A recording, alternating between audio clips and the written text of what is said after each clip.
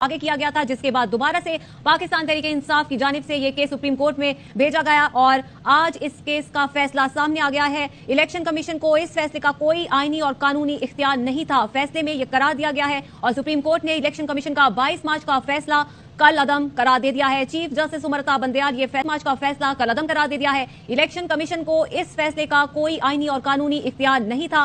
Supreme court ने मामूल की सुप्रीम कोर्ट में कई घंटे तक गुज़श्ता रोज समाअत जारी रही और सुप्रीम कोर्ट के 3 मुअज़्ज़िज़ जज साहिबान ने यह फैसला महफूज किया था, जो कि अब सुना दिया गया है। चीफ जस्टिस उमरता बंदयाल ये फैसला सुना रहे हैं और ये कहा गया है कि इलेक्शन कमीशन का 22 मार्च का फैसला कल अदम करार दिया जाता है और फैसले में यह कहा गया है कि इलेक्शन कमीशन को इस फैसले का कोई आईनी और कानूनी इख्तियार नहीं। सुप्रीम कोर्ट ने मामूली तब्दीली के साथ इंतखाबी शेड्यूल बहाल कर दिया है। सुप्रीम कोर्ट की पंजाब में 14 मई को इंतखाबात होंगे, सुप्रीम कोर्ट ने फैसला सुना दिया है।